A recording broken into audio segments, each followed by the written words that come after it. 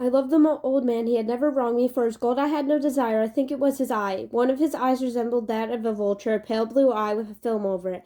Whenever it fell upon me, my blood ran cold, and so by degrees, very gradually, I made up my mind to take the life of the old man, and thus rid myself of the eye forever.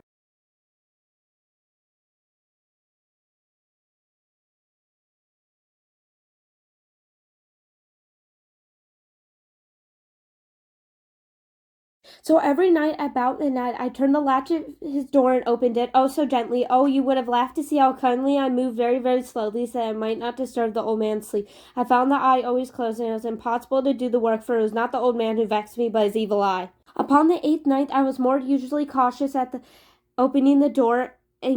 A watch's minute hand moved more quickly than did mine, so I knew that he could not see the opening of the door. I kept pushing it on steadily, steadily. My head was in, but I was about to open the lantern when I dropped the lantern, and the old man sprang up in bed and cried out, "Who's there?" I kept quiet and still and said nothing. For a whole hour I did not move a muscle. In the meantime, I did not hear him lie down. Presently I heard a slight groan. I knew it was a groan of mortal terror. It was not a groan of pain or grief. Oh no, it was a low, stifled sound that arises from the bottom of the soul when it overcharged in awe. I know that he had been lying awake ever since the first slight noise fell upon the vulture's eye.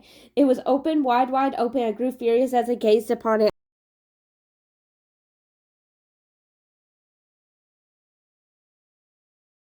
His eye would trouble me no more, and then I took up 3 planks from the floor of the chamber, deposited it all between the scantlings, and then replaced the boards oh so cleverly, so cunningly, and so that no human eye, not even his, could detect anything wrong. As the bell sounded the hour, there came a knocking at the street door. I went to open it with a light heart, and that what had I now to fear?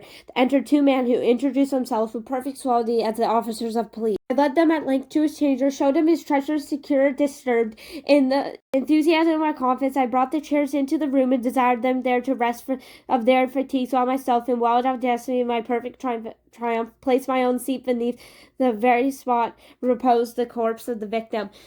My head ached. I had fastened a ringing in my ears, but they sat still and still chatted. Ringing became more distinct. It continued and became more distinct. I talked freely to get rid of the feeling, yet the sound increased. The chair upon where I had been sitting and grated upon the boards, but the noise arose all and continued increasing. It grew louder, louder, louder, and still the men chatted pleasantly and smiled. I could bear those hypocritical smiles no more. I felt that I must scream or die. And now again, hark, louder, louder, louder, louder. Villains, I shrieked, dissemble no more. I admit the deed, tear up the planks. Here, here is the being of his hideous heart.